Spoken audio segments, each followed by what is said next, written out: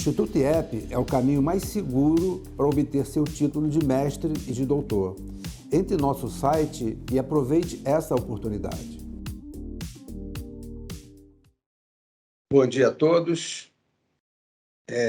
Vamos tentar cumprir nosso horário, né? Como todos sabem, eu gosto de começar no horário, terminar no horário. Procuro sempre estar de acordo com o que a gente combina.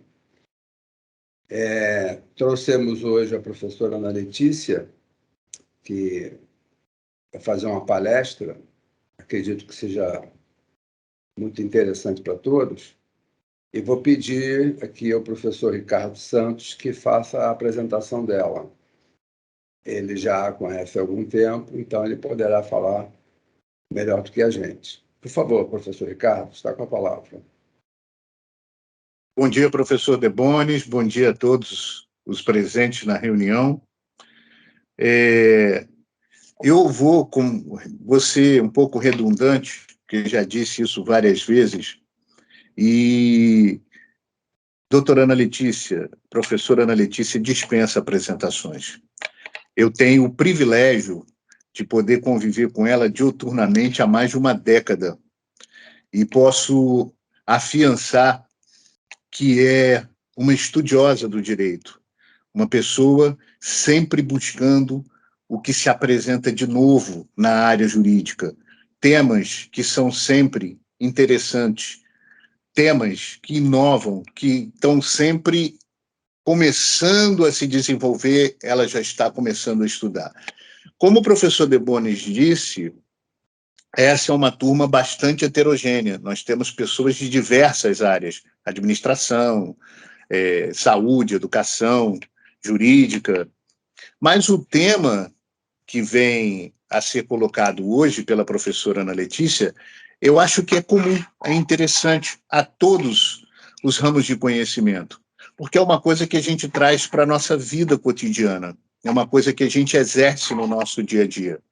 E eu não tenho a menor sombra de dúvidas que o IEP acertou em cheio ao trazer a professora Ana Letícia para essa exposição. Eu tenho a convicção de que nós hoje vamos receber conhecimentos que nos serão muito preciosos, que nós vamos levar para a nossa vida e que vão ser colocados de uma maneira muito didática, porque o tema não é ácido, né? A professora Ana Letícia também é dona de uma didática fantástica. Eu estou aqui muito ansioso para poder assistir a sua palestra, professora, e sair daqui bebendo dessa fonte de conhecimento, sabendo um pouco mais sobre esse tema tão interessante. Professor Debonis, mais uma vez, parabenizar o IEP por essa iniciativa, distribuir conhecimento, levar às pessoas conhecimento de áreas diferentes da sua formação, isso é extremamente enriquecedor.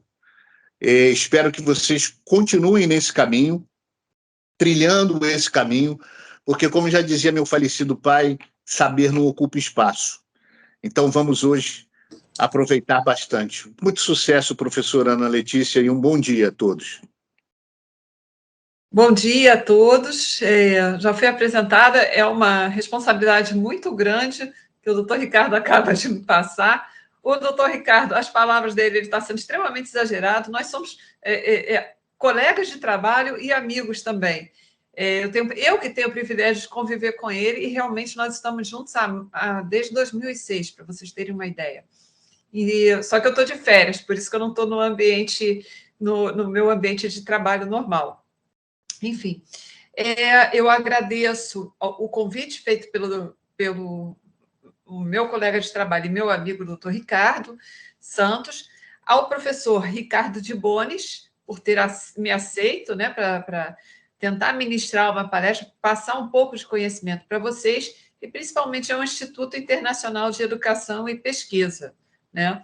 É um privilégio poder estar com vocês nessa primeira turma de 2022, e eu vou tentar passar um pouquinho da história das relações de consumo, como é que surgiu o direito do consumidor, né? Qual é essa história, como é que isso aí veio à tona, e por que a gente precisa de métodos alternativos, adotar métodos alternativos para viabilizar a prestação da tutela jurisdicional. Tá? Apenas uma complementação, o direito ele é válido desde que todos o entendam. O direito ele vale para a sociedade. O direito ele não pode se distanciar do cidadão comum. Então, eu tento fazer uma didática bastante simples, porque eu sei que aqui os nossos colegas nem todos são do mundo jurídico. Então, se vocês tiverem alguma dúvida, ou se, por um acaso, eu cometer a falha de falar em juridiquês, por favor, me alertem, tá? Porque não é esse o objetivo. O objetivo é trazer para vocês um pouquinho da história da relação de consumo e a importância da consensualidade ou da adoção de métodos alternativos na solução na resolução de conflitos oriundos de relação de consumo, tá bom? Então, eu vou começar agora a palestra. Por que a gente está falando sobre por que a gente escolheu o tema da consensualidade nas relações de consumo? O nosso cenário atual é o seguinte: eu estou trazendo os números do CNJ, foi uma pesquisa que eu fiz junto ao Justiça em Números, são os números do CNJ, os últimos números divulgados pelo CNJ, né? Existe uma dura realidade, a proximidade de um colapso nos tribunais brasileiros. Por quê? Porque atualmente, a gente tem em trâmite 80 milhões de processos para 17 mil julgadores, 17 mil juízes.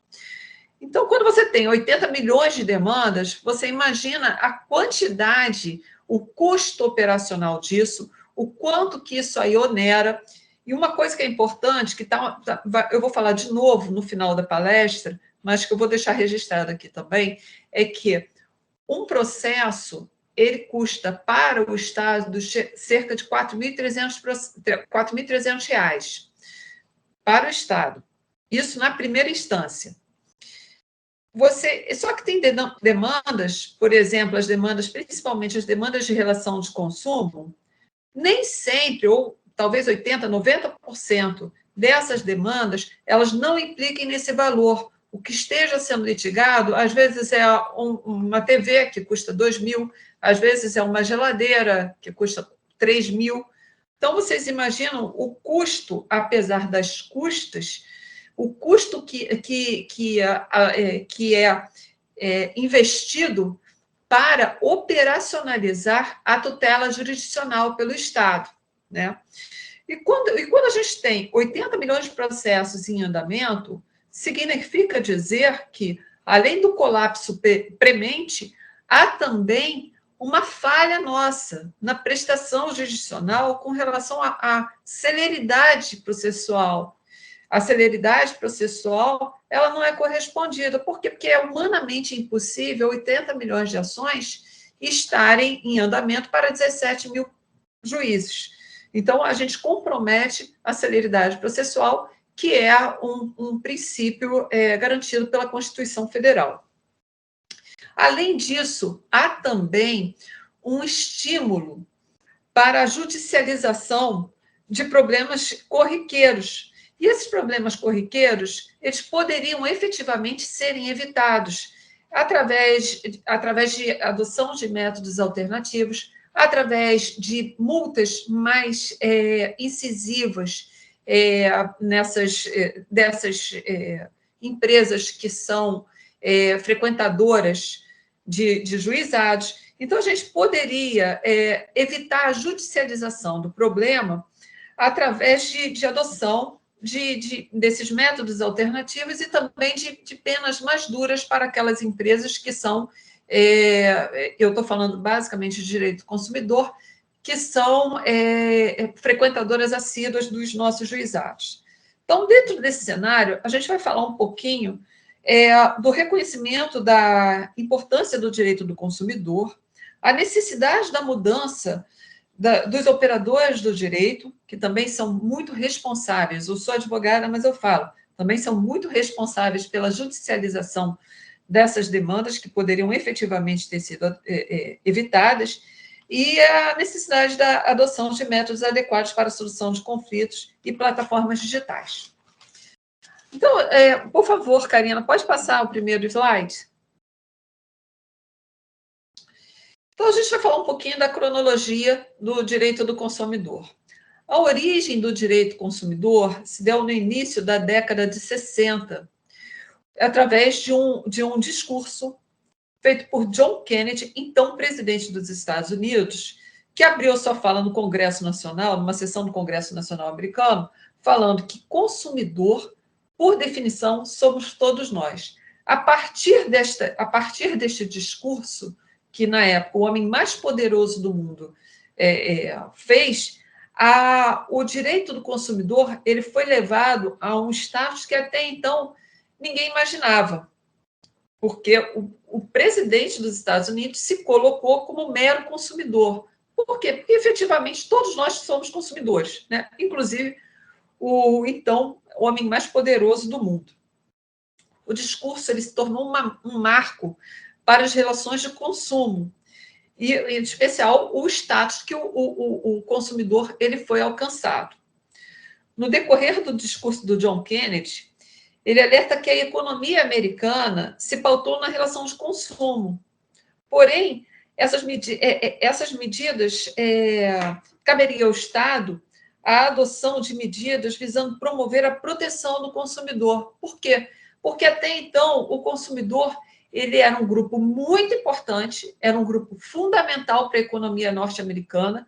No entanto, não havia nenhum tipo de organização, não havia associação, não havia legislação que o protegesse, não havia nada. Todo mundo, as pessoas talvez nem se davam conta da importância que elas tinham para a economia norte-americana, né?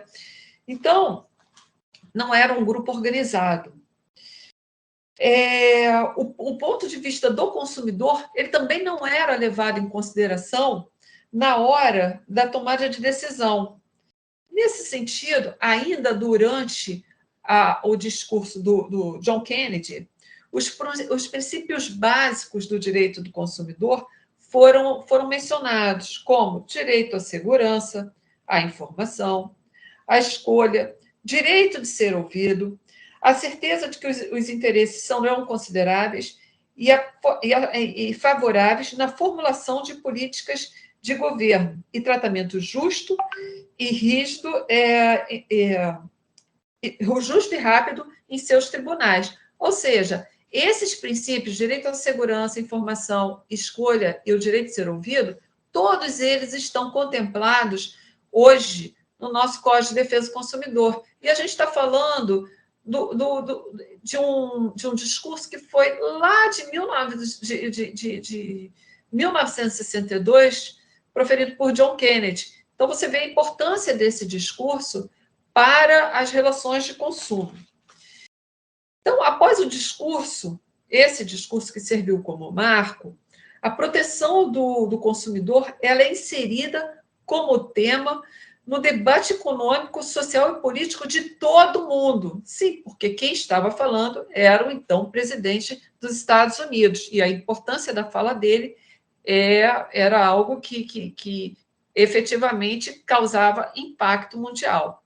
Nos países desenvolvidos, a importância do consumidor ela começou na década de 60 a ter, por conta desse discurso, ela começou a ter mais valor, começaram a editar leis esparsas, mas já começou a ideia da legislação de proteção ao direito do consumidor, ela já começou de forma embrionária ainda durante a década de 60.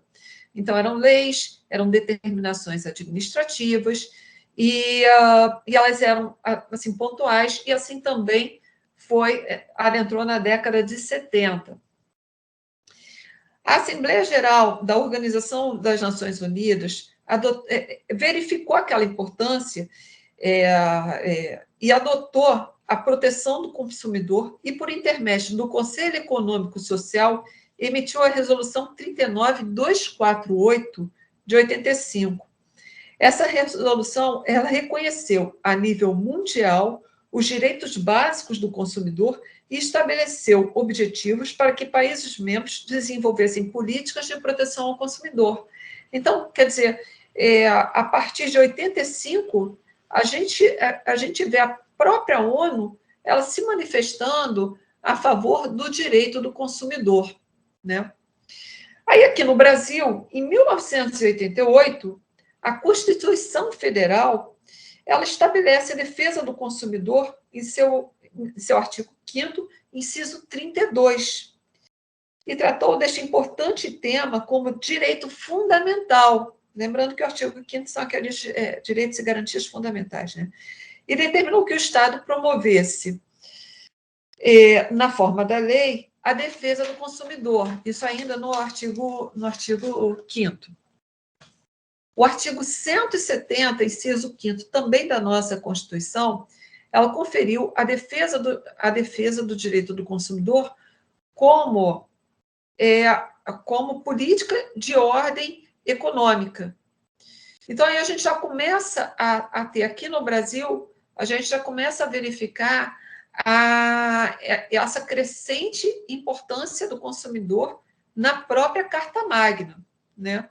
O artigo 48, e esse aí foi importantíssimo para a gente, ele estabeleceu o prazo de 120 dias para promulgação, para que a Constituição, 120 dias da promulgação da Constituição Federal, para que o Congresso Nacional elaborasse o Código de Defesa do Consumidor.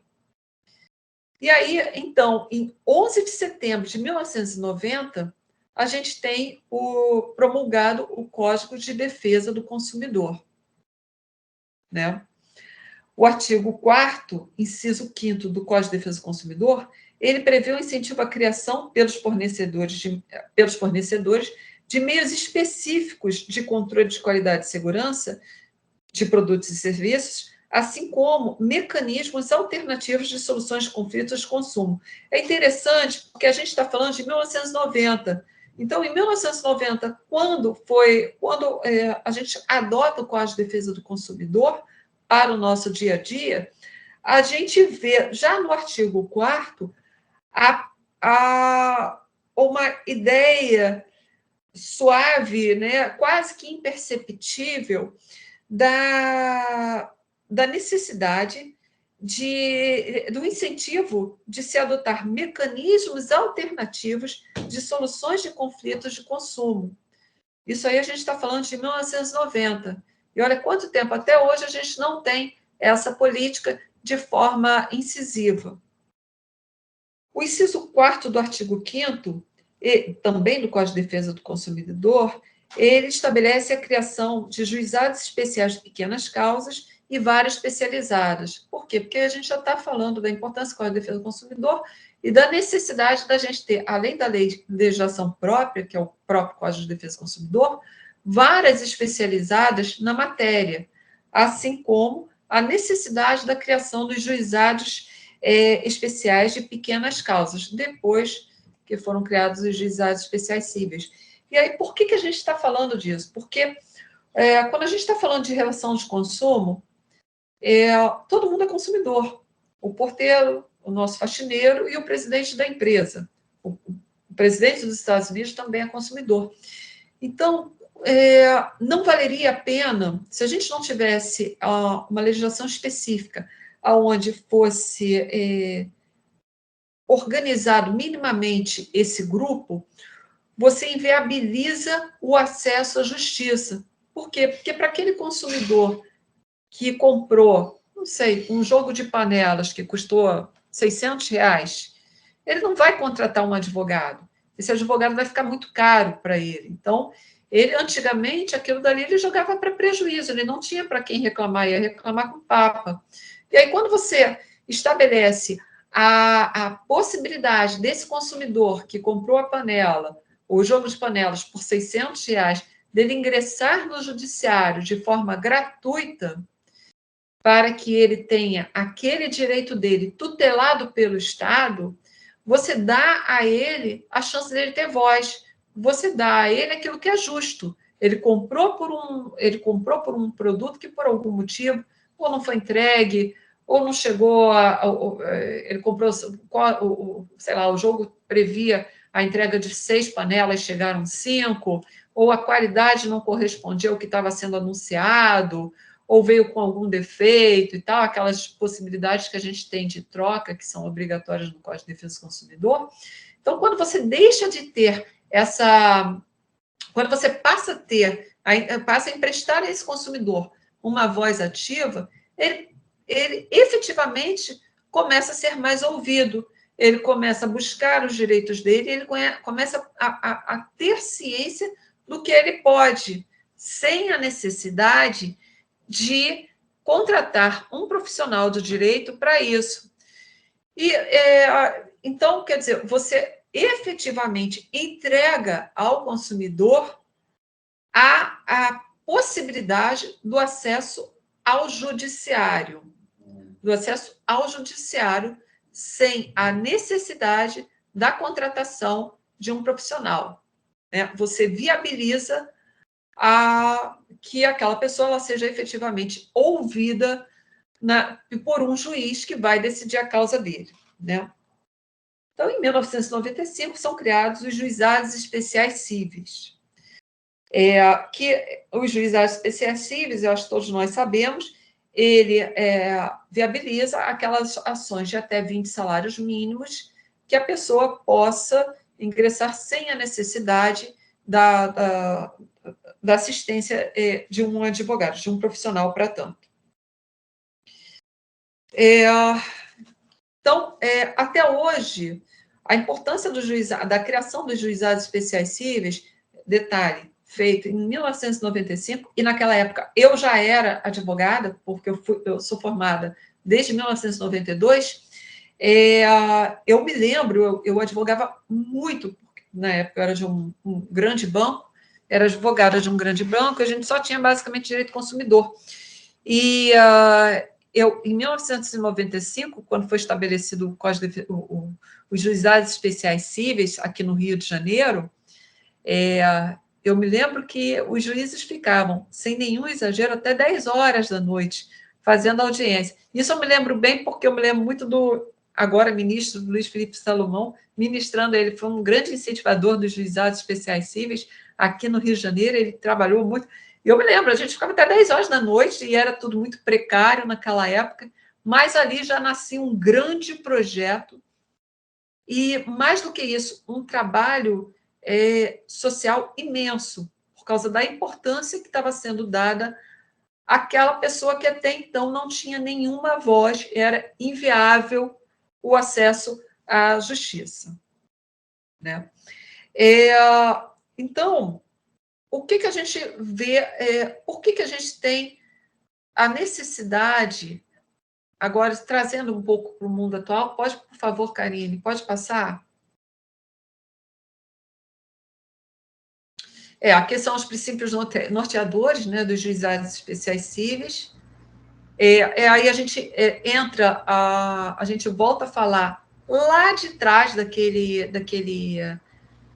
discurso feito pelo John Kennedy, né? Oralidade, que é a pessoa poder ter voz, né?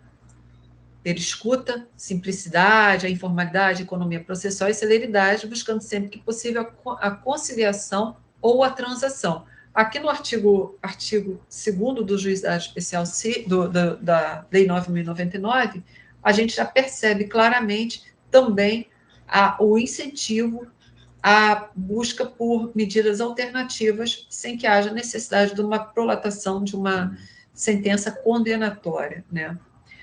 E agora a gente vai, antes de eu falar dos projetos pilotos de incentivo à consensualidade, eu vou falar um pouquinho, não está aí, mas eu vou complementar um pouquinho, com relação aos números alarmantes do CNJ, 80 milhões de demandas, que eu já falei, a tutela jurisdicional cada vez mais demandada, e a gente chega à seguinte conclusão: teorizar o problema não traz a solução, né?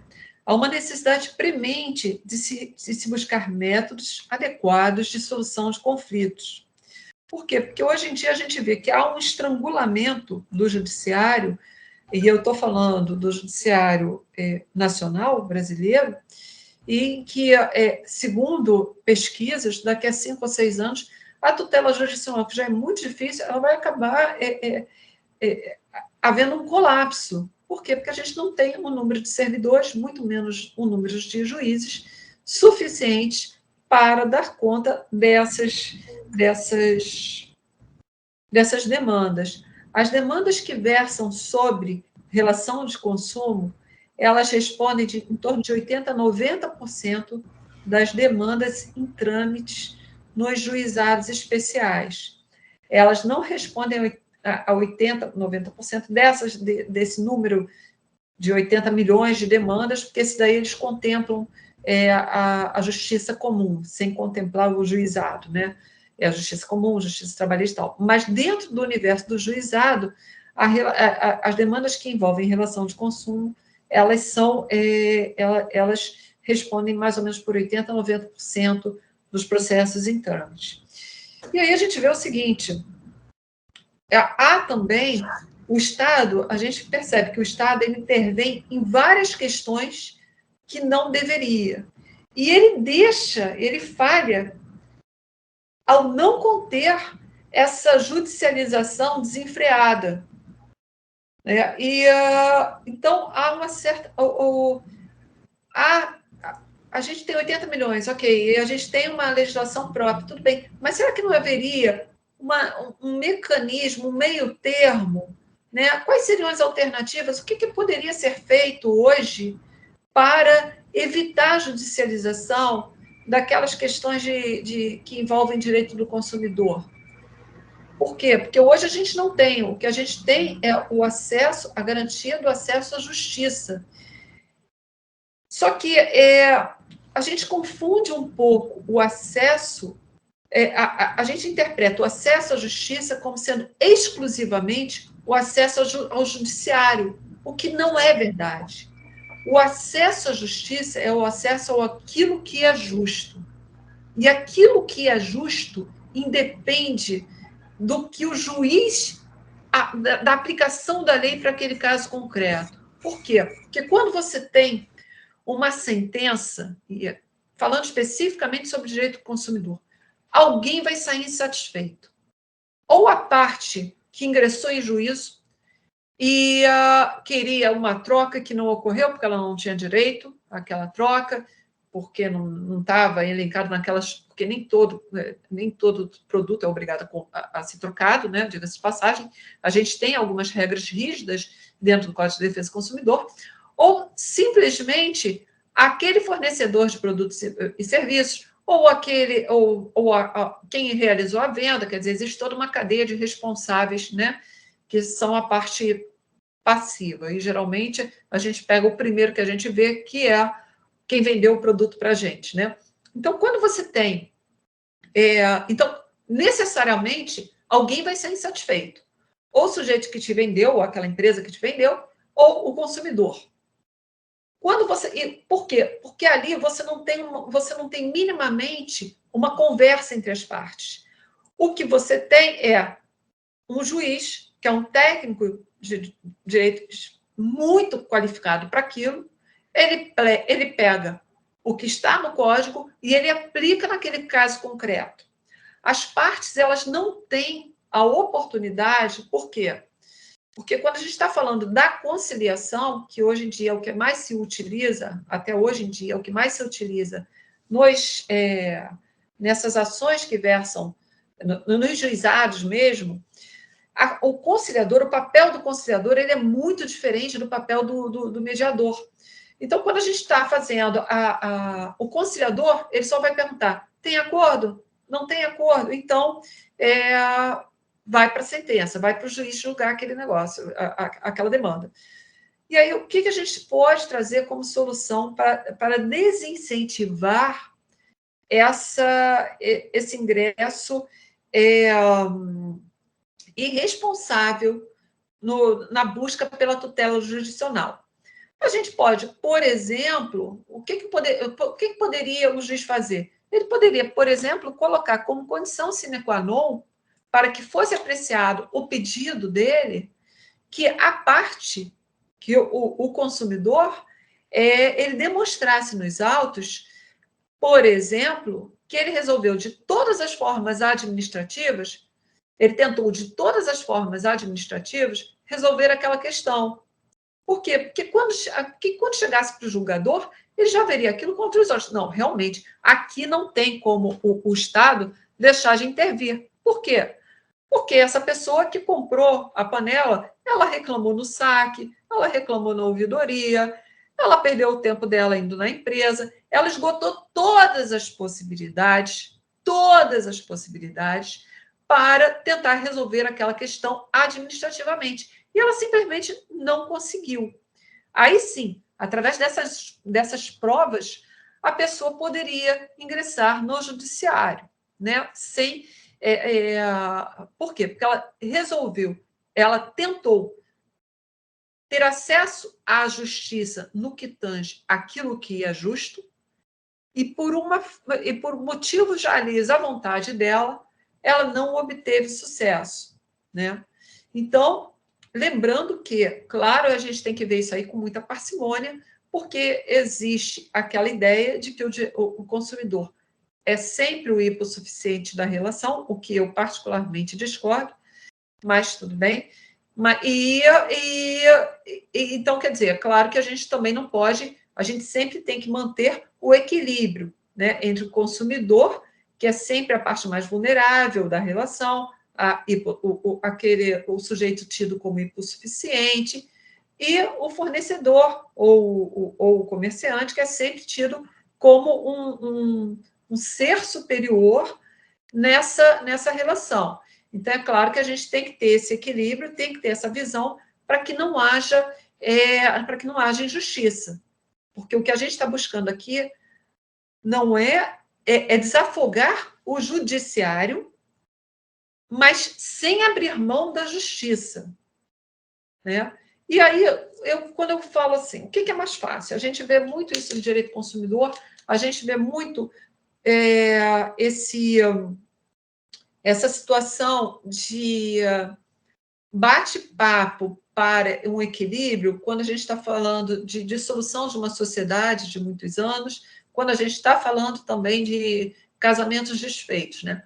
O que é melhor para as partes? Você entregar a um terceiro que não conhece o seu problema, que não sabe os seus sentimentos, e também que não conhece o problema das empresas, que também não percebe qual é o impacto que aquilo dali vai ter na empresa, para um terceiro, ou você chegar para a pessoa e tentar uma conversa, né? O que você pode fazer, o que é melhor para as partes, o que é justo para as partes, é aquilo que elas conversam entre si.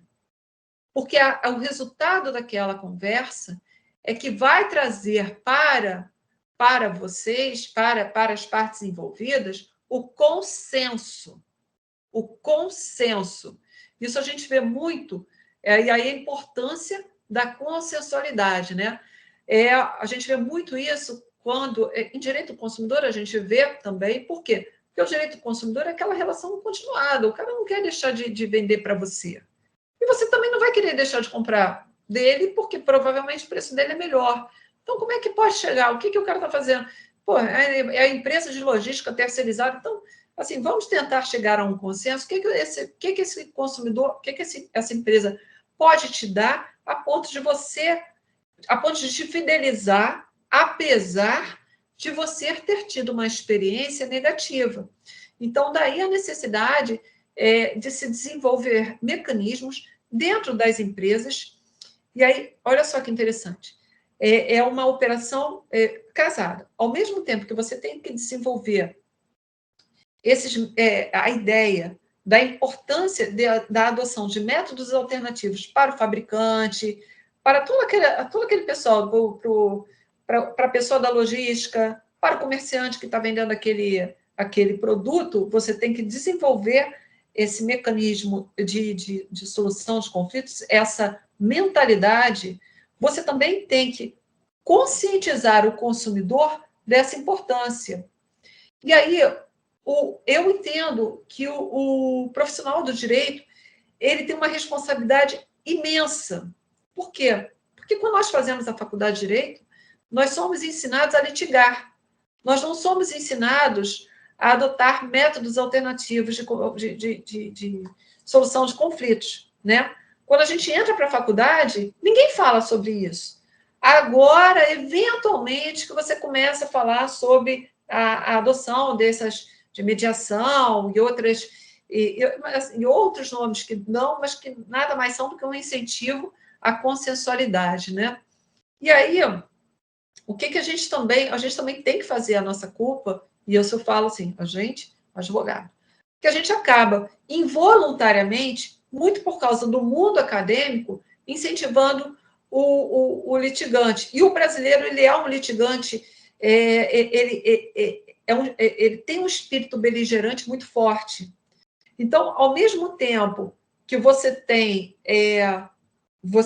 o fornecedor daquele produto que não tem a dimensão do problema ou que para ele não interessa ter, porque, por exemplo, quando a gente fala de uma empresa de telefonia, onde geralmente ela é campeã em reclamações nos juizados, e é um direito do consumidor, talvez as multas que estejam sendo aplicadas a ela não sejam suficientes para estancar, para que ela mude aquela mentalidade.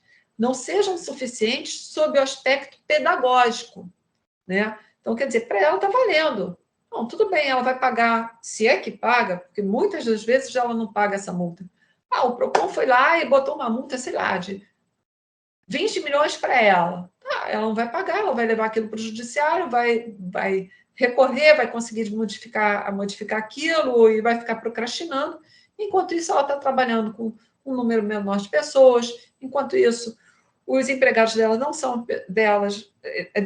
são pessoas efetivamente preparadas, ou os instrumentos que são dados, ou seja lá qual for a justificativa, está valendo para eles a multa de 20 milhões.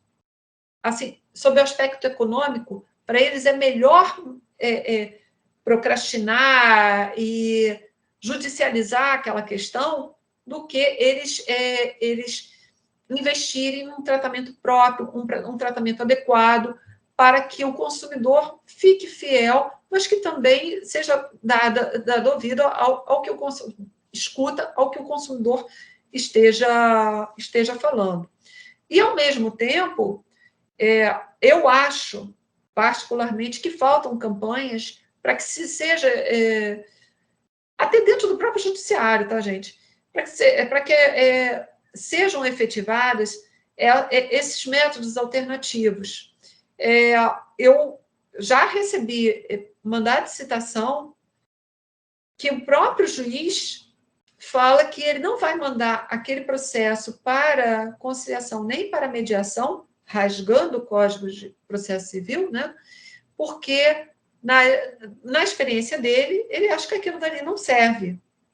Então, quer dizer, o próprio judiciário, às vezes, acaba ratificando os 80 milhões de processos. Então, um juiz que pensa dessa forma, junto com aquele empresário dali, que está visando lucro, e que até agora ele efetivamente não precisou botar a mão no bolso para arcar com as consequências da falta de preparo do pessoal dele, ou do equipamento, seja lá do que for, e, ao mesmo tempo, o consumidor que não tem não tem essa visão da importância da adoção de métodos. Ele não sabe que a gente tem 80 milhões de processos em andamento. Ele, às vezes, e não é raro, o advogado vende para ele uma ideia absolutamente equivocada do que é um processo judicial. Ele acha que ele vai pleitear a troca do jogo de panelas, que custou para ele R$600, e ele acha que, dependendo do advogado, que ele vai ganhar 20 mil. E não vai, entendeu? Então, existe uma... Por quê? Porque esse advogado, ele também não tem interesse, porque dentro da cabeça desse advogado, primeiro porque a gente não é criado, a gente não, academicamente falando, para resolver questões sem a necessidade de judicializar. Então, já existe uma falta de conscientização nesse sentido. E, segundo, Porque aquele advogado, por exemplo, mais velho, que hoje em dia a gente ainda tem um pouquinho, essa ideia está começando a surgir, pelo menos aqui é uma matéria que me parece que até agora não estou falando de mediação, não é uma matéria obrigatória nas faculdades, mas aquele advogado mais velho, por exemplo, um advogado da minha idade, ele morre de medo. Por quê? Porque ele acha que ele vai ganhar menos porque ele demorou menos com aquele processo, né? Porque a parte, ele resolveu aquela questão, então, na cabecinha dele, ele acha que ele vai ganhar menos, principalmente grandes escritórios. Por que ele vai? Porque, pô, imagina um escritório que advoga, sei lá, para o Banco Bradesco. Você acha que eles vão querer fazer? Provavelmente não. Por quê? Porque se não tiver no contrato deles com o Bradesco quanto que eles vão ganhar na mediação, eles deixam de receber aquela questão. Geralmente o pagamento é feito de forma mensal, né? Dependendo do tipo de contrato, geralmente é assim, né? Pessoa jurídica geralmente faz pagamento mensal pelo número de demandas. Se você diminui o seu acervo, você deixa de ganhar. Só que, ao mesmo tempo, esse advogado ele também não percebe coisas do tipo, você vai fidelizar o seu cliente, porque você simplesmente você conseguiu que o seu cliente saísse satisfeito, você resolveu o problema dele num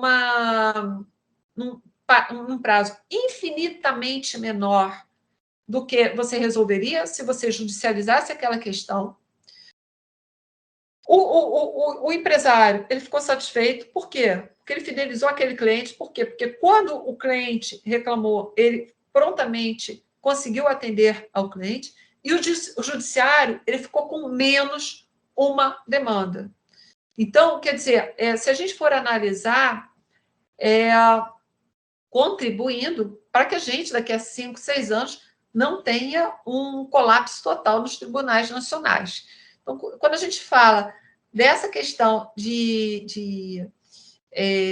da adoção de métodos alternativos, ela é muito mais do que simplesmente uma coisa nova e tal. Eu acho, particularmente, que ela é a solução para até mesmo para garantir a justiça. Por quê? Porque quando você tem por exemplo, a mediação, eu vou trazer sempre a mediação, porque eu acho que é o exemplo mais fácil. Quando você tem a mediação, você tem núcleos, né, que são criados dentro dos tribunais, né, a gente tem os núcleos de conciliação e mediação, a gente tem os centros que têm um ambiente propício, onde o mediador é uma pessoa tecnicamente preparada para aquilo, e aonde ele funciona simplesmente, gente, basicamente como decodificador da conversa entre as partes, né? O consumidor, ele quer ser ouvido, coisa que até então o empresário não fez. Então, o mediador, ele consegue, através de técnicas, fazer essa decodificação. O mediador, diferentemente do conciliador, ele não pode dar sugestões, né? Ele conduz aquela conversa, mas sem dar... Porque só quem vai saber qual é a melhor solução são as partes que estão ali, né? Então, a gente tem, nesse sentido, ainda de forma muito incipiente, desde que houve a obrigação da mediação, que nem todos os juízes cumprem, né? Apesar de estar no Código de Processo Civil, a gente tem tido algum resultado nessa adoção. Então, uma vez feito o acordo, e aí, por exemplo, o mediador, as partes têm que estar devidamente assistidas por seus advogados, cabe tudo que for conversado ali é sigiloso. A mediação, ela tem que ser um processo voluntário, não obrigatório. Se você não quiser participar, você não participa, né? A parte não participa. O advogado, ele está presente simplesmente para prestar a assistência jurídica, caso haja alguma coisa absurda, o advogado pode intervir e falar assim, olha, para você não vale a pena isso, porque o seu direito, mas sempre voltando, ou alertar, não é nem, ele não é opinar, ele vai alertar o que pode acontecer diante daquela proposta que foi feita ali e que foi aceita. Uma vez sendo reduzindo aquilo a termo, né, a gente vai ter um projeto de sentença que vai ser um acordo que vai ser homologado em juízo, né? Então, eu vou voltar a falar aqui um pouquinho sobre os projetos pilotos de incentivo à consensualidade, que esses projetos eles sempre foram muito bem-vindos no Tribunal Carioca, porque eles têm a resposta é rápida ao consumidor, efetivamente são feitos acordos, né, que as partes saem satisfeitas, para a empresa menos uma demanda, e para a parte ela sai dali certa de que o seu pleito ele foi atendido, ainda que de forma, ainda que não da forma almejada, né? No sentido de que ele achou que ele ia ganhar muito mais do que efetivamente ganharia. Então, a gente tem como um projeto bastante embrionário e antigo o Expressinho Telemar, que já não existe mais, mas ele, historicamente, foi um projeto que fez bastante sucesso aqui no Rio. Então, a gente também tem essa questão de atendimento da Sky. Por favor, Karina, pode passar? Né? E aí, aqui eu trago, já falei um pouco, né, sobre os principais métodos e plataformas utilizadas para a consensualidade. A gente tem a mediação, que é esse instituto que eu acabei de falar para vocês, e ele foi criado em 2015 através dessa lei. E para quem conhece um pouco da mediação, é extremamente interessante a adoção. Eu sou mediadora por formação e já fiz estágio no Tribunal de Justiça aqui do Rio de Janeiro, é muito legal. Aí tem a conciliação, que é aquele instituto já bastante conhecido nosso, né? Já estava no Código há muitos anos, que, diferentemente da mediação, o conciliador ele pode opinar. Aí tem a negociação, a arbitragem, e essas, consumidor.gov, Procon, Reclame Aqui, são plataformas que são utilizadas com muita eficácia para a solução dos conflitos que envolvem o direito do consumidor. Karine, por favor, pode passar. Aí o consumidor.gov, ele é um serviço, ele é gratuito, e quem não conhece, vale super a pena conhecer. Deixa eu ver aqui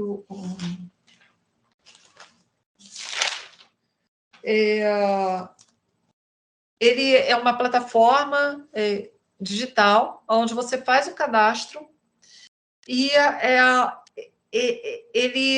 a resposta do consumidor.gov e do Reclame Aqui é infinitamente mais rápida do que o do judiciário. E a eficácia também é muito melhor. Por quê? Porque no consumidor, tanto no consumidor.gov como no Reclame Aqui, as partes, por exemplo, se eu quiser comprar, sei lá, eu quero comprar no Ponto Frio uma máquina de lavar. Eu vou lá no Reclame Aqui e faço a pesquisa para saber como é que é o comportamento daquela empresa junto ao seu consumidor. Eu, por exemplo, utilizo, tá? Às vezes minha filha quer comprar alguma coisa na internet de uma loja que a gente não conhece, nesse mundo virtual, que é difícil, a gente também tem, eu pelo menos tenho essa dificuldade, sou mais velha, tenho essa dificuldade de não ver o produto, de não estar na loja, de não conhecer o vendedor, né? De você não vai ao shopping. Então, essa mentalidade que a gente está mudando também muito por conta da imposição causada pela pandemia, essas plataformas elas funcionam super bem, porque é uma coisa aonde o que aquele, qual é o grau de eficiência daquela empresa, né? Como é que aquela empresa ela é vista com relação aos seus consumidores. E só para vocês terem uma ideia, uma experiência que eu tive recentemente. A minha filha estava com suspeita de Covid, que depois foi confirmada, então a gente foi num laboratório aqui no Rio e fez o exame. E aí, o laboratório, a entrega do resultado seria em 24 horas. E passaram as 24 horas, aquilo dali aumentou, passou para 5 dias. Eu disse, pô, então vamos botar. Eu já tinha ligado, assim, cobrando, até porque, pô, Covid tem que saber mesmo na hora ou 24 horas depois, senão ficava aquilo dali perto, você já contaminou todo mundo, já não tomou os cuidados básicos e tal. E aí, quando eu entrei no Reclame Aqui, para fazer deixar registrada a reclamação, tinham mais de 40 pessoas reclamando daquele laboratório, que é um laboratório bastante conhecido aqui no Rio de Janeiro. E aí você acha o quê? Que quem tiver que fazer exame de Covid e for lá no Reclame Aqui vai querer usar o Lâmina? Não vai para o outro. Por quê? Porque convênio vários têm. Então você não vai no que não está prestando aquele serviço que ele prometeu. Né? Então, isso aí, tanto o consumidor quanto o .gov, como o Reclame Aqui, eles são extremamente eficientes para que o consumidor tenha acesso às informações básicas para saber se aquele fornecedor ele é confiável ou não. Né? Por favor, pode passar, Karine? E aí aqui a gente tem as principais, quais são os principais objetivos, né, do consumidor.gov, que é um serviço gratuito, público, né, promover a transparência nas relações de consumo. E detalhe, olha só que legal, essa transparência aí, ela não está só entre o consumidor e o fornecedor, ela está entre o fornecedor e todos os consumidores, porque aquilo dali você consegue, aqueles dados qualquer consumidor consegue acessar, né? Incentivar a competitividade na melhora da qualidade de serviços, de produtos e o relacionamento entre empresas e consumidores, o que eu acabei de falar.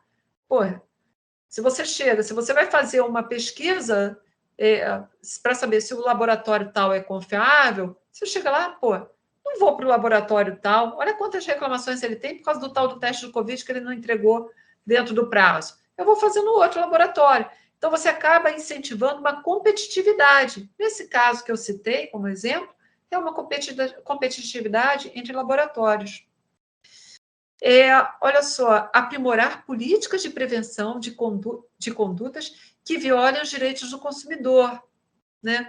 Isso aí, por quê? Porque fica mais evidente o desrespeito daquele fornecedor com relação às regras e aos princípios norteadores das relações de consumo. Então, é interessante que ele tenha esse cuidado maior. Então, ele vai ter que aprimorar, ele vai ter que se esforçar para que aquela relação ela seja mais transparente, mais melhor, né? Ele tem que agir de forma mais responsável, né? E ampliar o atendimento aos consumidores. E, assim, ampliar o atendimento aos consumidores e até dentro dos próprios consumidores essa questão da transparência. Por favor, Karine, pode passar?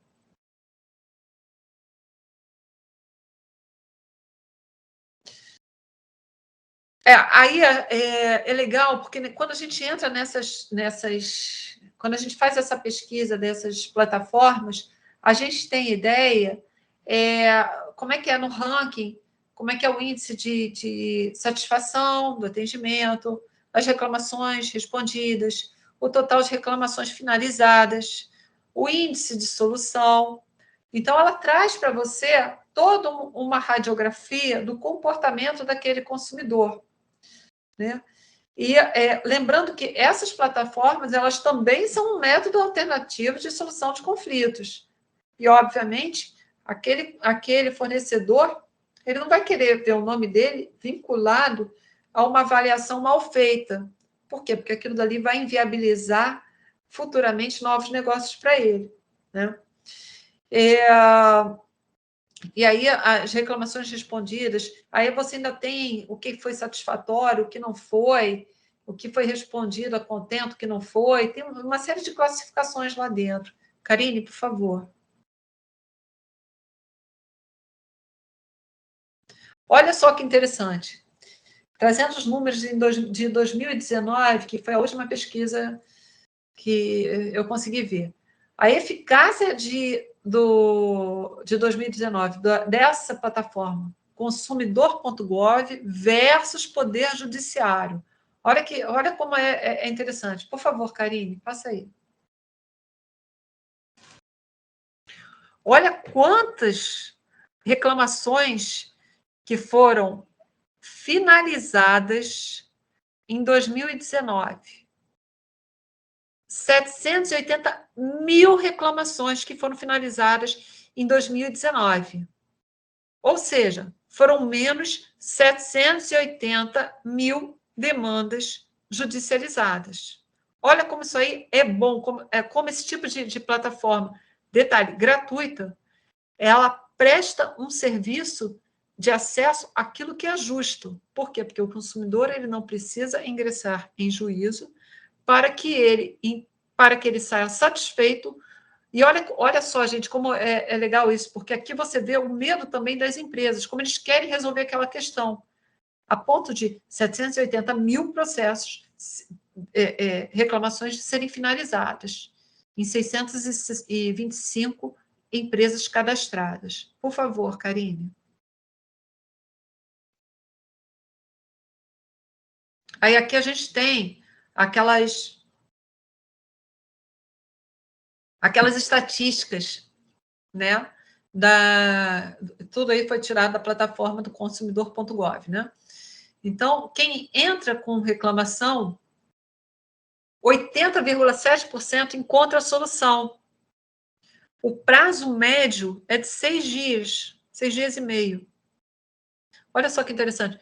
99% das reclamações são respondidas, sendo que de 99,3% das reclamações respondidas, 80,7% chega a um consenso. Isso eu acho muito legal. Aí você vê como isso aí é eficaz, né? Por favor, pode passar, Karine. E aí a gente tem aqui, dados relativos ao ano de 2019, a gente tem, olha só, o número de reclamações voltadas para o direito do consumidor. 2.295.000. E aí a gente vê como que essa plataforma, ela... Desculpa, isso aqui está errado. O que foi extraído da plataforma do e-book consumidor.gov foi o último slide. Esse daqui, ele foi extraído do CNJ. Da Justiça Estadual, 4,44% das demandas versam sobre direito do consumidor. Então, olha só, é o maior número de demandas que a gente tem hoje é de direito do consumidor, na Justiça Estadual. E aí a gente vê aqui, em 2019, foram 2.295.000, quase 296.000 novas ações especificamente sobre o direito do consumidor. Por favor, pode passar.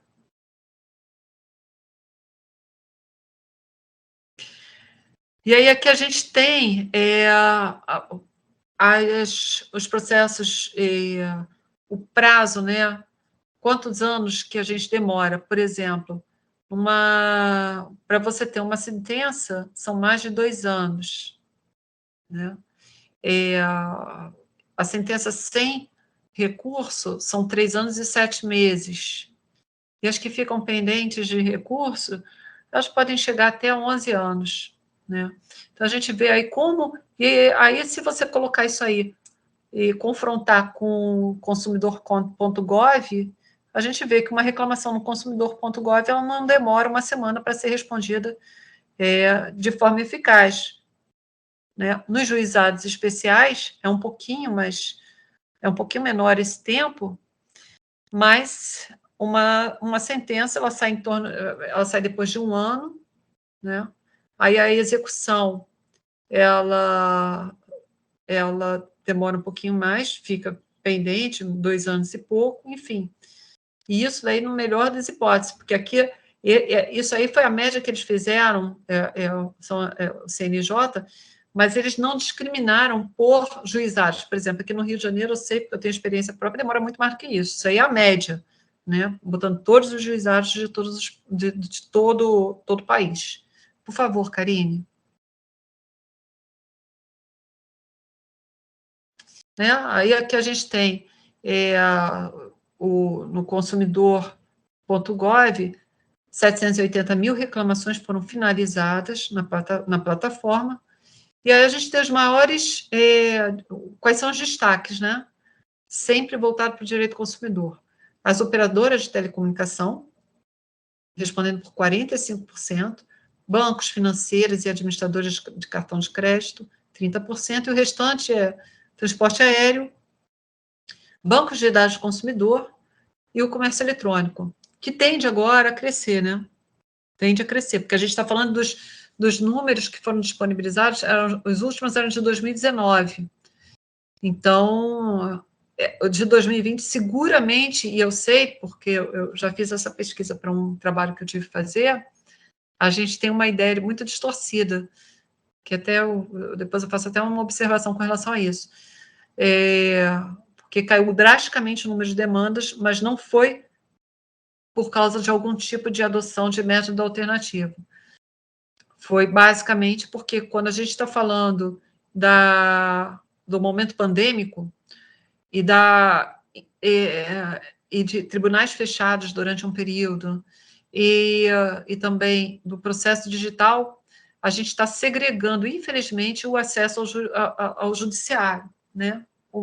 Uma pessoa mais humilde, por exemplo, eu tenho uma faxineira que ela teria muita dificuldade de ingressar ao judiciário hoje, porque é tudo eletrônico. Então, a gente acaba criando um segmento para quem... Olha só, mais uma vez, como seria importante, né, uma adoção de métodos alternativos, até em respeito ao consumidor mais humilde, para que ele não seja segregado. Porque hoje em dia, quem não tem uma internet praticamente não participa do mundo, né? Então, quem não sabe manusear, todo mundo tem um celular, sim.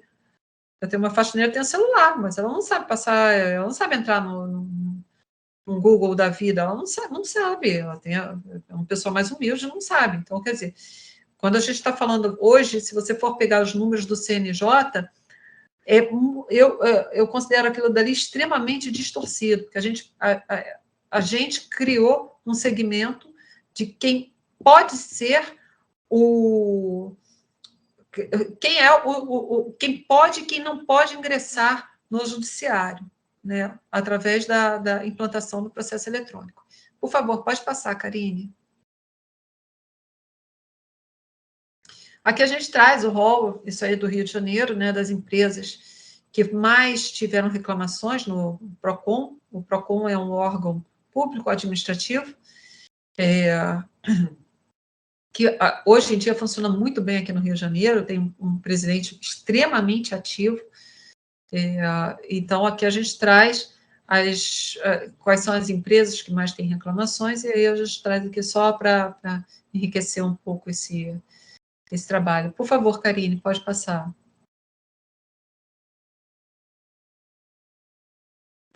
E aí, as empresas que mais resolveram conflitos no PROCON, né? Aí a gente vê a NET.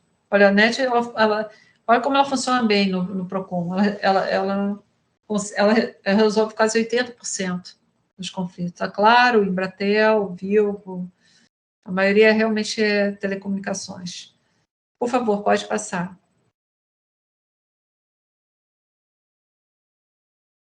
E aí aqui, olha só, isso é muito interessante. Empresas, olha como a gente muda o perfil, que mais tiveram reclamações junto ao PROCON em 2020. Por quê? Isso aqui é um momento pandêmico, que são empresas voltadas mais para o comércio eletrônico, essa Cenova e B2W. E aí a gente vai caindo, né? A Light, que era primeiro lugar, passou para o 6º. Por favor, pode mudar. E as empresas que mais resolveram conflitos, essa Cenova, apesar dela ser dela passar a ter uma participação bastante ativa, ela também resolve os conflitos dela. Esses dados são super interessantes, porque a gente consegue trazer um diagnóstico claro do que das empresas que efetivamente estão preocupadas, daquilo que vale a pena, que você vale a pena ser consumidor. Pode passar, por favor, Karine.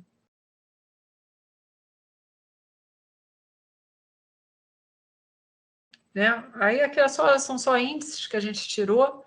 Pode passar.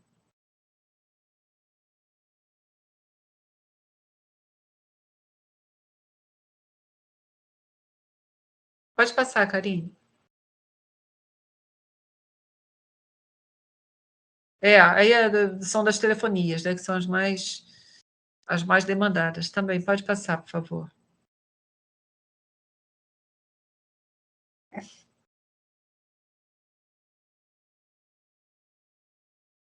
Pode passar, Karine, por favor. A Claro também. Pode passar. As empresas mais acionadas no Reclame Aqui nos últimos 6 meses. Por favor, pode passar. E aí a gente traz também, da mesma forma que a plataforma consumidor.gov funciona bem, a Reclame Aqui também funciona. E a gente traz, é a natureza pública, do consumidor.gov, e o Reclame Aqui é uma natureza privada. Pode passar, por favor. Né? As reclamações finalizadas, olha só, são 4.144.882 reclamações finalizadas. Nesse total aí de usuários, que eu não estou enxergando direito. Mas pode passar, por favor. Essas são o Reclame Aqui, né? E aí a gente deixa aqui, ao final, uma pergunta. Por que as partes em pleno 2022, esse trabalho eu fiz ano passado, ainda preferem um processo longo a um acordo razoável, né? Então, é isso. Eu botei um agradecimento ao Carlos Alfredo, que foi um Goulart, que é um colega meu, que me ajudou a fazer esse trabalho há algum tempo atrás, em 2021, quando a gente apresentou. Mas, basicamente, é isso, gente. Foi o que eu queria trazer para vocês. Os números não mentem, essas nossas... isso aí foi tudo tirado de sites, como a Justiça em Números, né, que é do CNJ, ele disponibiliza. As plataformas digitais, a gente também fez esse trabalho de pesquisa. E é isso, estou aberta. Aí o Reinaldo quer fazer uma pergunta?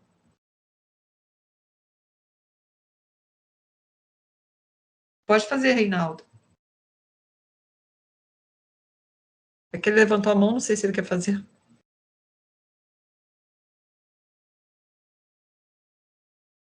Reinaldo? Ele tá... É que o Reinaldo está em deslocamento e às vezes ele perde a conexão. Tá bom. Pode ser que ele tenha já levantado a mão há algum tempo e... tá. Pode ser. Se desconectou, então, provavelmente é isso. Bom, gente, é isso. Eu acho que eu fui bem... eu falei que minha palestra ia durar 1h30. Eu tinha falado hoje com a Karine. Eu falei assim, eu acho que 1h30 eu dou conta. 1h31. Eu fui precisa. Bom, é isso, gente. Eu espero que eu tenha trazido um pouquinho para vocês essa nossa realidade. Espero que vocês tenham gostado. E eu estou aberta a perguntas ou o que vocês quiserem fazer. Tá bom? Ponderações. Doutor Ricardo, quer falar alguma coisa? Poderia. Doutora Ana Letícia. Perdão. Doutora Ana Letícia, eu queria, em primeiro lugar, agradecer mais uma vez a sua presença e as suas palavras. E eu fiz aqui alguns apontamentos ao longo da sua palestra, no sentido de fazer algumas colocações, aproveitando toda a sua exposição.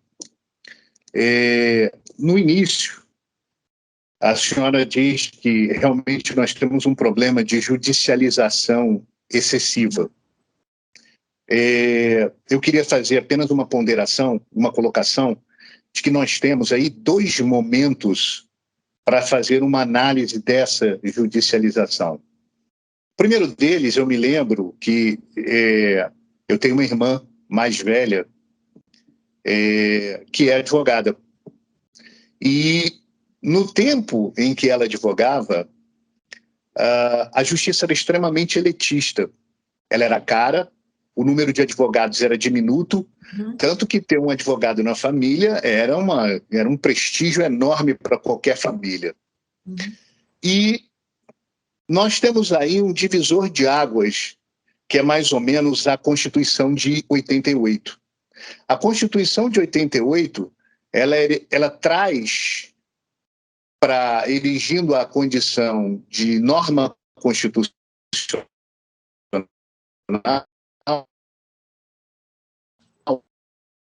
uma série de direitos, e a gente começa a superar aquelas ondas que o Oven dizia, que eram ondas que a gente tinha que superar de facilidade de acesso ao judiciário. Ou seja, na minha modesta opinião, a Constituição distribuiu muitos direitos, alguns até excessivos, sem previsão de orçamento, né, sem uma legislação infraconstitucional específica.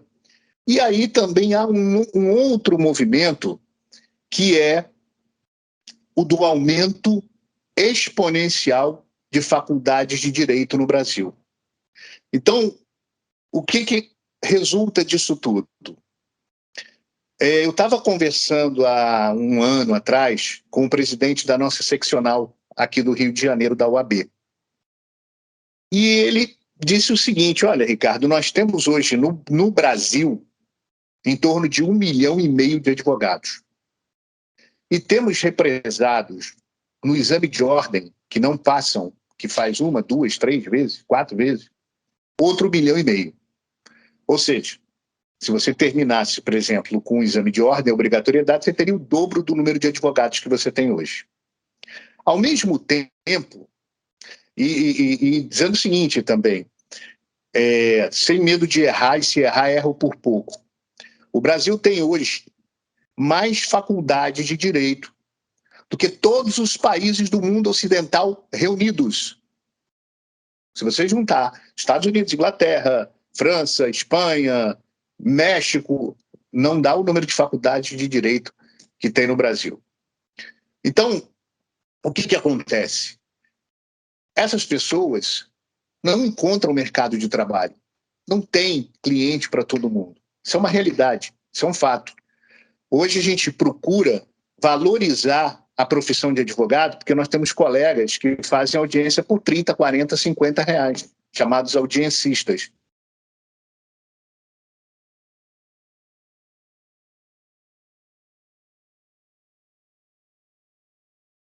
Travou só para mim, será? Travou. Era isso que eu ia perguntar agora. Travou então para todo questão mundo. de internet.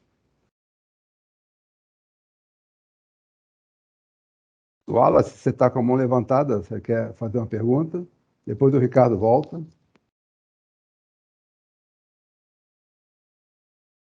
Está com... Bom dia, doutora. Prazer em conhecê-la e obrigado aí pela excelente explanação. Eu acredito que dentro disso que a senhora falou, a tecnologia ela foi muito benéfica nesse sentido, porque pelo menos em todas as empresas que eu trabalhei dos últimos 5 anos para cá, sempre existia alguém contratado que fosse responsável, principalmente na área de comércio, para ficar entrando no Reclame Aqui ou em outros sites desse tipo, para dar a devida celeridade ao processo, porque hoje em dia, qualquer foto que você coloque na internet, ou qualquer problema que você tem, você divulgue no Reclame Aqui, é um impacto negativo muito grande para qualquer empresa. Então, eu acredito que aí esse avanço tecnológico que a gente teve, pelo menos nos últimos 10 anos, mídias sociais, isso tem ajudado muito, como a senhora falou, né, a diminuição de mais de 700 mil possíveis embrólios judiciais com a resolução lá do site.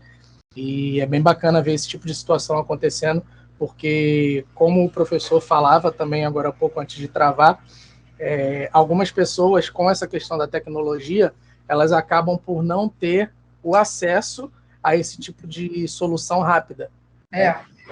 E aí você vê com algum amigo ou com algum primo que já conhece, e aí o boca a boca ele acaba sendo muito forte, e aí coloca lá no Reclame Aqui, em questão de 1 semana consegue resolver o que a pessoa às vezes não resolveria por não ter informação de como fazer. Sim. E tudo mais. Então, é bem legal que esse tipo de coisa esteja acontecendo no país, até mesmo para ajudar nas soluções das causas para ambos os lados. Né? É verdade. O único senão que eu faço é que o judiciário ele abrange todo o território nacional, né? E a internet não. Então, e a gente precisa da internet para e basicamente de conhecimento. Todo mundo, a gente ainda tem uma geração que não sabe ligar um computador, que não tem computador em casa. Essa pessoa vai ter um neto, mas você também não pode ficar contando que a pessoa vai ter um neto que vai num lugar em cima do morro para ver onde tem o... Então, quer dizer, na realidade, eu acho que essa questão tanto dessas plataformas digitais que oferecem a possibilidade de conciliação, porque existe, foi como você falou, existe efetivamente essa preocupação, como também do acesso ao próprio judiciário, a gente tem, a gente acaba, por mais eficaz que seja, é eficaz para mim, é eficaz para você, é eficaz para esse grupo aqui. Mas será que é eficaz para a Célia, para a minha faxineira? Eu acho que não.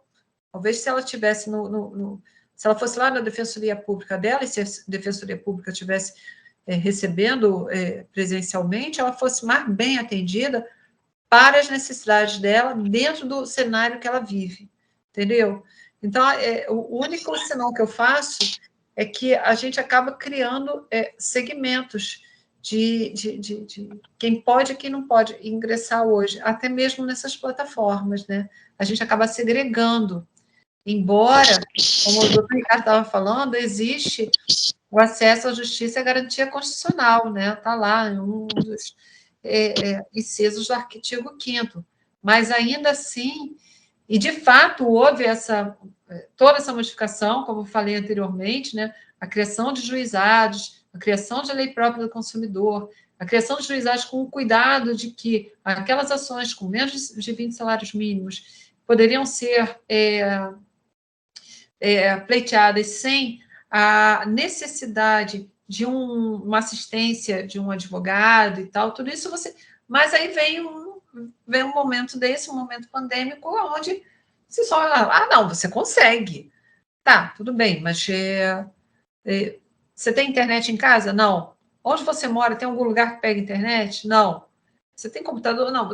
Então, quer dizer, consegue mais ou menos, né? Porque você deixa de prestar a justa justiça, sendo até redundante, mas assim, a justiça, independentemente do método, seja através dessas plataformas digitais, seja através do próprio judiciário, porque a pessoa simplesmente não tem acesso. Ela não sabe, ela não tem acesso, e a gente acaba criando esses segmentos, né, sociais, o que é muito triste. Clarice, quer fazer alguma pergunta?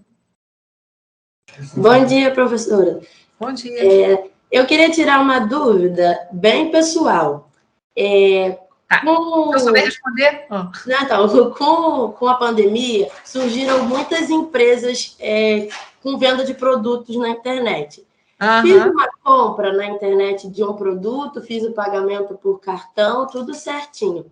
O produto tinha prazo de chegar dentro de 15 dias, 15 dias viraram 30 dias, 30 dias virou 1 mês e meio, e esse produto não chegou, o pagamento foi efetuado, né? Junto à empresa do cartão, a gente não pôde cancelar o estorno, não conseguimos o estorno desse dinheiro, e quando a gente foi entrar no Reclame Aqui e procurar, a empresa não existia. Como é que a gente faz? Mas eu acho que você deve ter o CNPJ. Então, sabe quando aparece nas redes sociais aquelas lojas que vendem produtos e você entra, você compra? Foi isso que acabou acontecendo. E quando a gente procura o nome da empresa, da loja, não aparece. E a gente não conseguiu um estorno, até conversamos junto à empresa do cartão, só que não conseguimos um estorno desse dinheiro e nem o produto, né, que não chegou. Mas olha só, o cartão ele deve ter algum cadastro, né? Sim, porque...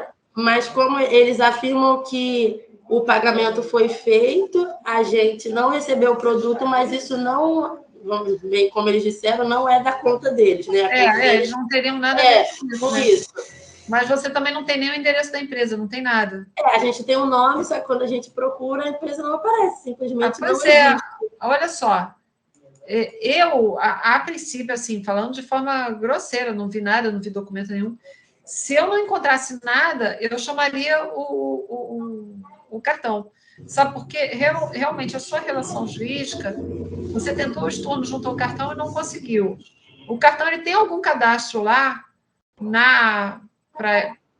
daquela empresa ou do nome de uma pessoa física, ele vai poder ingressar uma ação de regresso, entendeu? A princípio, Clarissa, é uma solução, mas eu teria que olhar com mais cuidado para não posso estar falando bobagem, mas a princípio seria essa, assim, a grosso modo, seria a primeira solução que eu daria, visto que aquilo daria, para que aquela compra fosse efetivada junto ao cartão, considerando que não é fraude, né, o cartão não indicou aquilo como fraude, o cartão a administradora do cartão ela tem que ter algum cadastro daquela pessoa jurídica.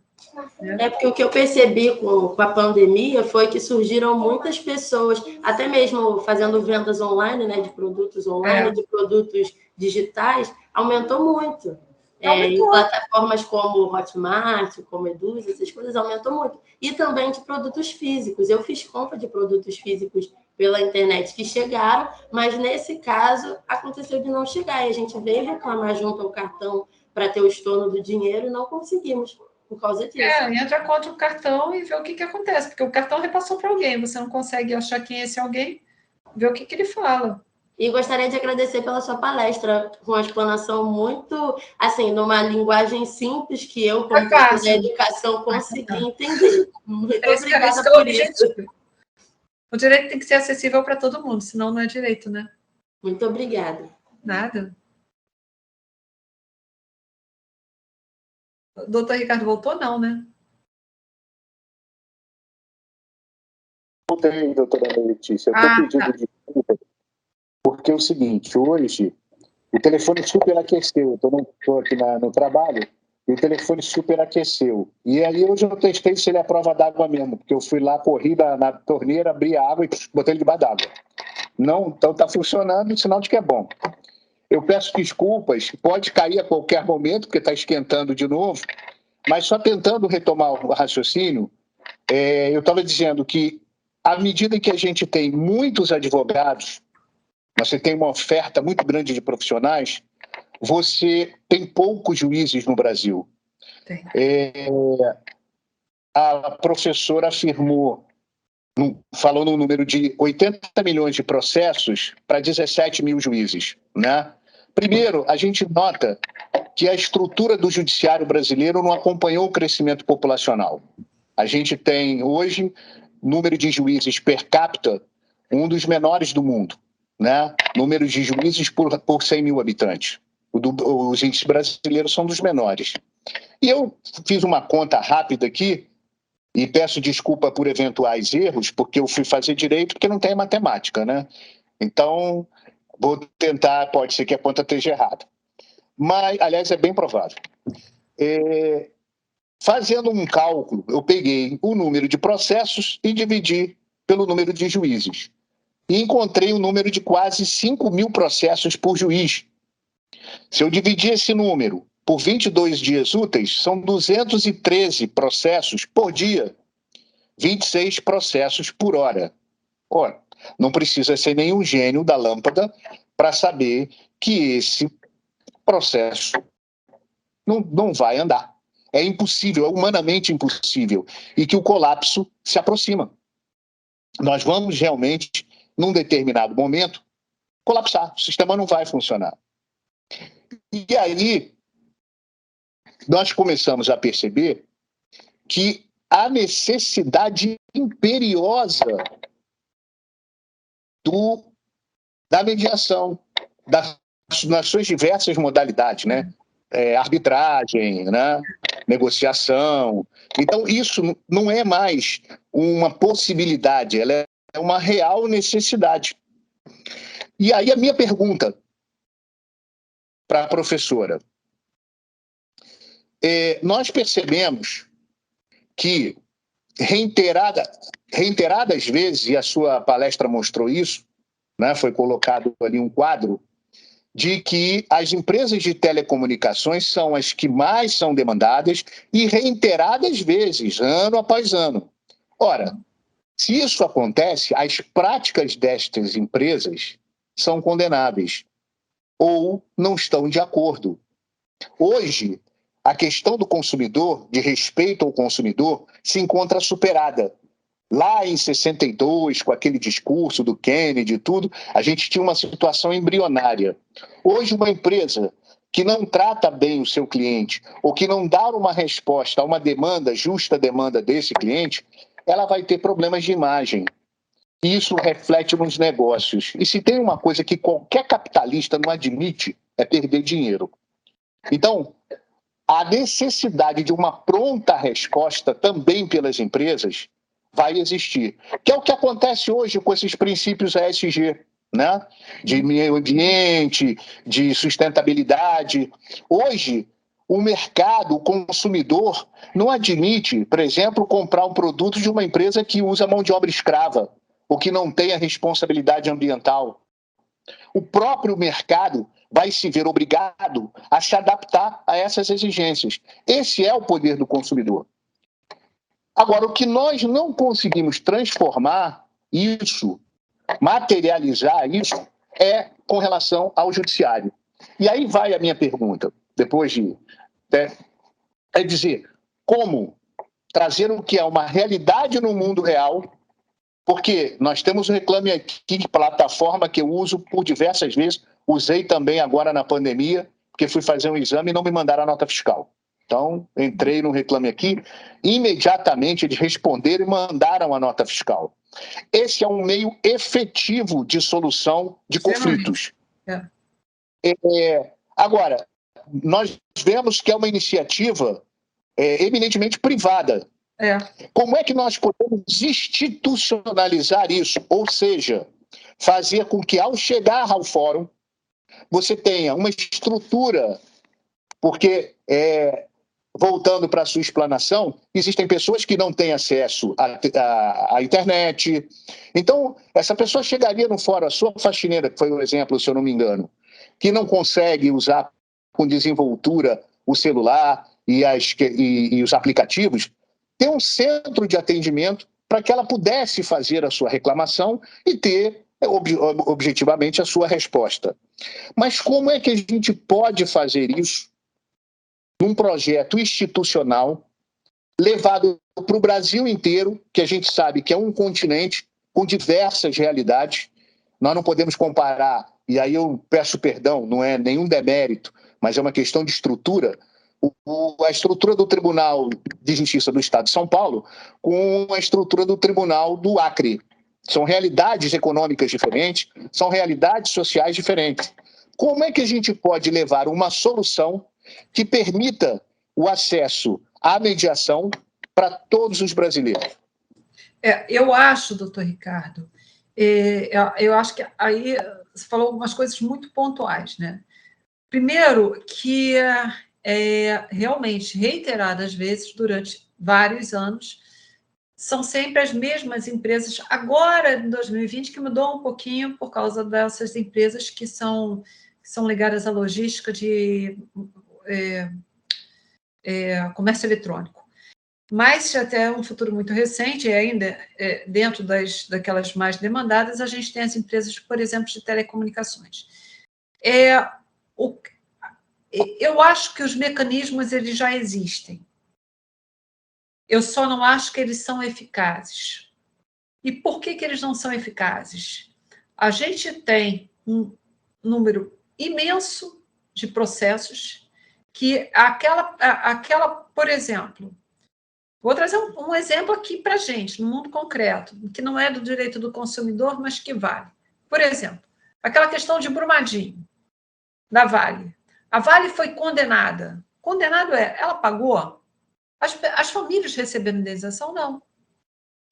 Então, assim, a gente está falando de um negócio que aconteceu há anos, que o povo perdeu família, perdeu casa, perdeu tudo.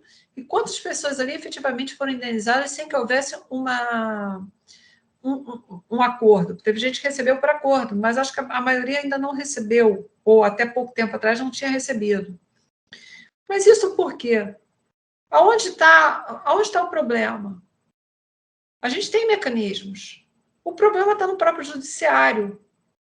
O problema está quando você tem um PROCON da vida, que é um órgão administrativo, que é um órgão sério, que é um órgão que aplica multas, e o sujeito, aquele multado, vai no judiciário e consegue desconstituir aquilo.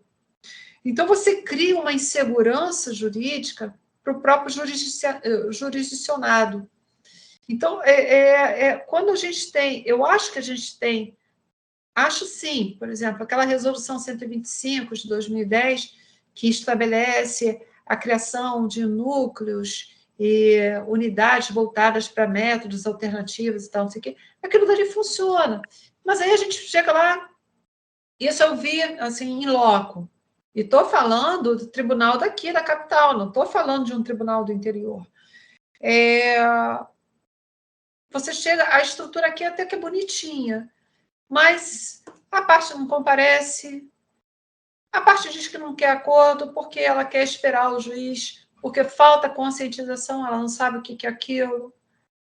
Trocentas vezes eu assistia, quando eu estava na qualidade de estagiária, é uma espécie de estagiária observadora que eles chamam. Você vê o advogado da pitaco onde não deveria, você vê o mediador conduzir mal aquilo dali, ele confunde aquilo com conciliação, ele não sabe a diferença. Então, eu acho que ferramentas a gente tem. Eu só acho que não tem. Aí você vê o próprio juiz, isso eu já vi em mandado de citação, dizendo que não vai mandar, não vai realizar nem a conciliação, nem a mediação, porque ele não acredita nas regras de experiência dele, ele não acredita na eficácia daquilo. Então, a gente até tem uma estrutura. Hoje em dia, os fóruns, eu não sei se a maioria, mas eles contam, quando não é no fórum, acho que é nas seccionais da ordem e tal, eles contam com salas voltadas para a solução de conflitos e tal. Mas há uma falta de... Aí há o desestímulo por parte do advogado, ele não quer que a parte faça, porque ele vai ganhar menos. Então, o que eu acho que seria vantajoso, sinceramente, uma campanha a nível nacional, dizendo assim, olha só, você quer resolver seu problema ou você quer procrastinar? Né? Isso aí já se tornou uma necessidade premente. A gente não tem como dar conta do número de demandas que hoje a gente tem no judiciário. Então, por exemplo, o direito do consumidor, que quando a gente está falando em sede de juizado, não da justiça comum, mas em sede de juizado, ele é responsável por 80% a 90% das demandas, o que é... Pô, então vamos tentar fazer campanha na televisão, né, que é hoje na internet, né, todo mundo tem um Instagram, todo mundo assiste televisão, tal, canal fechado, canal aberto, faz aqueles... A gente, de vez em quando meu marido está assistindo algum vídeo no YouTube, sai alguma propaganda, e essas são as coisas mais esquisitas do mundo. Tem, assim, cantor indiano que a gente nunca ouviu, aí ele falou assim, isso aí é pago. Então, assim, mas aquilo dali seria uma forma de você divulgar, né, os métodos de solução, os métodos adequados de solução de conflitos, e acabar conscientizando aquilo, trazendo números de que efetivamente funcionam desde que as partes estejam abertas para essa experiência. Né? Essa é a minha opinião. Não sei se eu te respondi. Doutora Ana Letícia, eu não desejo de forma alguma monopolizar, até porque estou vendo que tem outras pessoas querendo perguntar. Mas eu primeiro gostaria de concordar com a senhora em um ponto. Né? Nós não temos um problema de legislação. Nós temos leis até demais, temos lei para tudo. Nós temos um sério problema de aplicabilidade da lei, né, de aplicar efetivamente a norma jurídica, e isso é uma questão cultural. Né? Eu dou como exemplo, artigo 121, é proibido, você não pode, o homicídio. Você vai matar, você vai pegar a pena de reclusão de, acho que 12 a 30, não sou criminalista, mas acho que é 12 a 30. Então tá lá, artigo 121, aí você já vai para o artigo seguinte, excludente de ilicitude. Olha, 121, você não pode matar. Mas se você matar desse jeito, você Pode ter diminuição da pena, pode, se for no estrito cumprimento do dever legal, você não vai preso.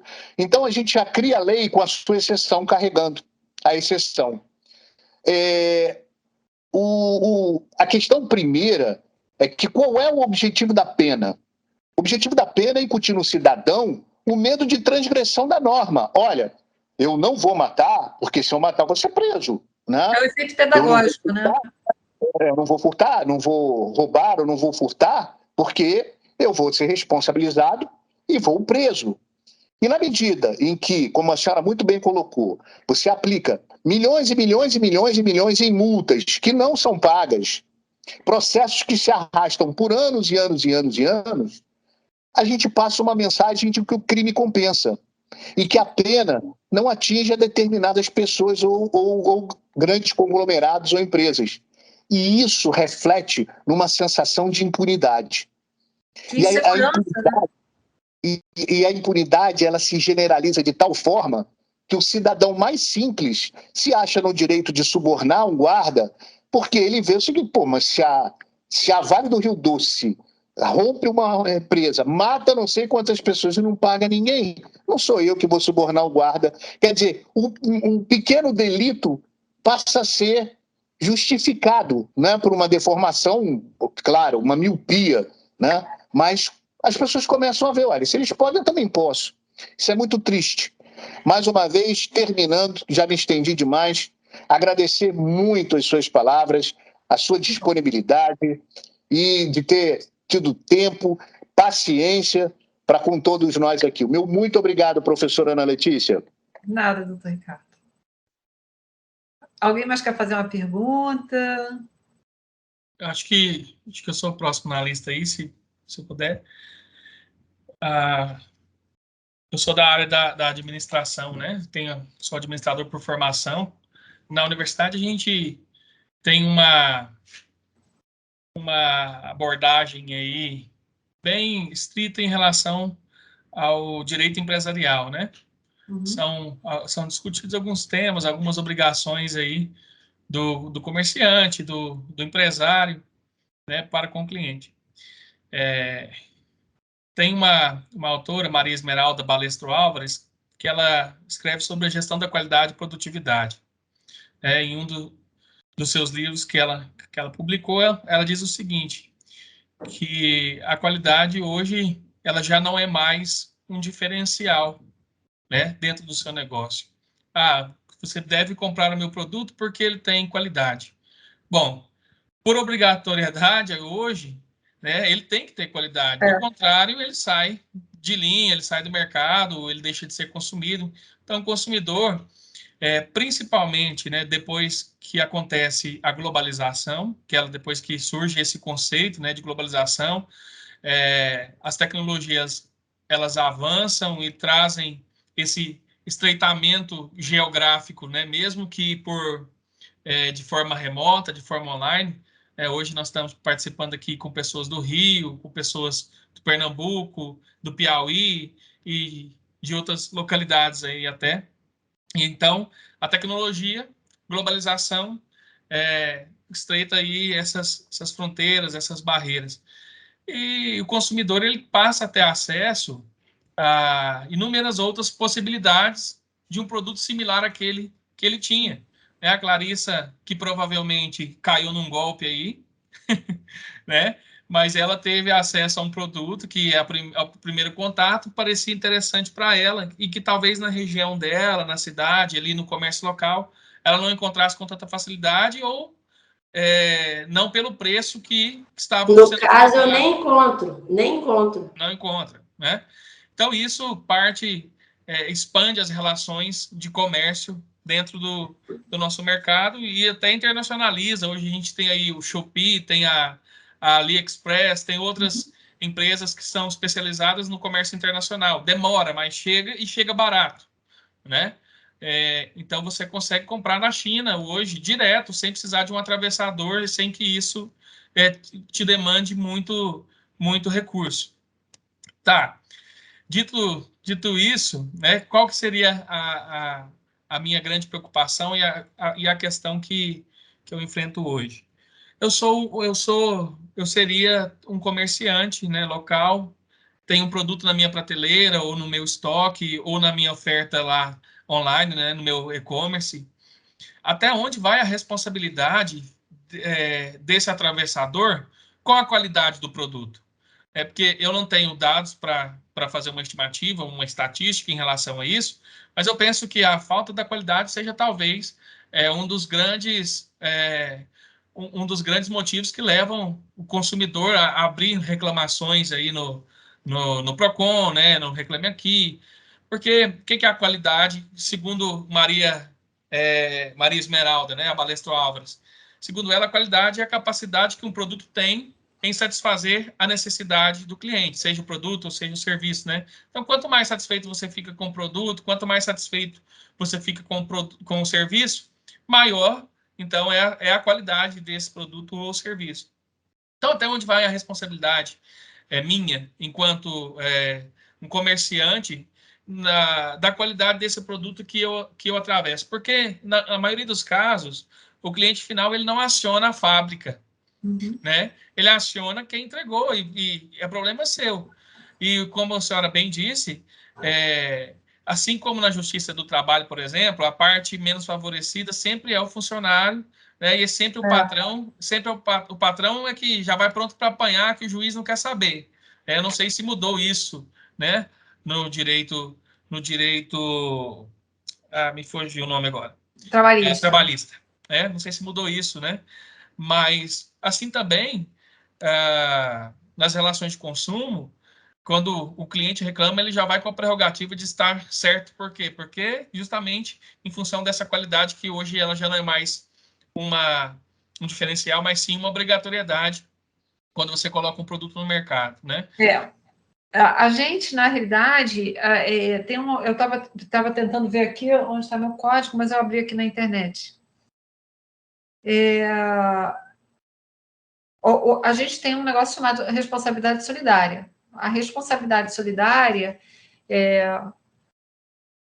o comerciante e o fornecedor, eles respondem pelo produto, né? Junto ao destinatário final. Então, por exemplo, nesse caso específico, embora o comerciante não seja aquele que fabrica aquele produto, ele pode ser acionado, e aí esse comerciante, se condenado for, ele pode acionar o fabricante daquele produto posteriormente através de uma ação própria de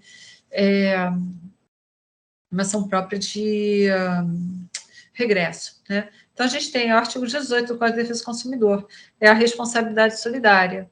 E na responsabilidade solidária, aí uma coisa que é interessante, só nível de conhecimento mesmo.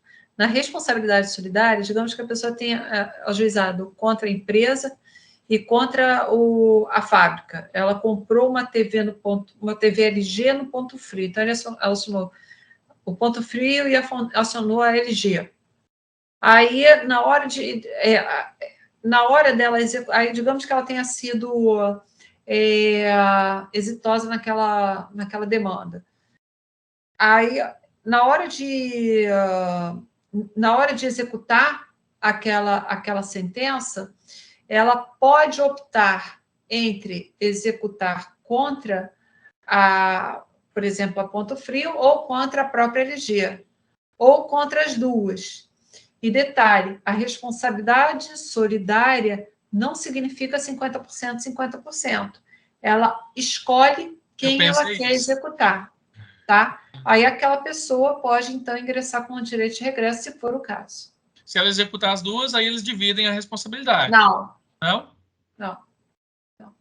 A responsabilidade solidária, ela pode querer executar as duas, a primeira que pagar e ela achar que aquilo dali pagou 50%, não, eu quero que você pague mais 50%, ela vai lá e paga. Sim, a não ser que esteja consignado na sentença, que aí deixa de ser responsabilidade solidária. Condeno a LG a pagar 70% e a Ponto Frio a pagar 30%, que aí não é responsabilidade solidária. Mas se for, condeno solidariamente os réus, aí ferrou. Aí o autor, né, o exequente, ele vai escolher qual o réu que ele quer executar. Mas aí, nesse caso em si, ela vai ter o direito adquirido lá do valor que ela pleiteou. Ela vai ter, sim. Né? O comerciante vai ter direito de regresso contra a empresa. Entendi. Muito obrigado, professor. Então tá. Mais alguma pergunta? Espero que vocês tenham gostado. A gente já pode... pois não. Não, você ia falar alguma coisa? Pode falar. Não, doutor. Pode falar, professor. Fica até redundante, né, os agradecimentos, todo mundo agradecendo. Mas, de fato, como presidente do Instituto, né, eu agradeço. E se você tem dúvidas se sua palestra foi bem aceita, né, são 10 para as 11 e começamos 9h05. Então, está respondido aí o interesse pelo seu assunto e, é claro, né, a demonstração como foi feita, né, a apresentação que você fez foi bem pontual. Eu estava aqui desligando porque eu tenho outras coisas que eu estou também tentando ajeitar aqui. Nosso palestrante na parte da tarde é um juiz paraguaio, dos mais renomados lá. Eu fiquei até assustado que ele aceitou o meu convite, mas então ele estava testando o equipamento aqui, então estava aqui um pouquinho fora do ar, mas eu estava sempre com o ouvido ligado. Então, coloco o nosso instituto à sua disposição, tá? Nosso instituto não é apenas levar os alunos para fazerem pós-graduação num outro país, também apoio ao acadêmico que está passando pelo estrito sensu. Uhum. Então, nós temos um corpo aqui de professores que fazem análise de projeto e cuida de outras particularidades que tem dentro desse programa de estrito sensu, né?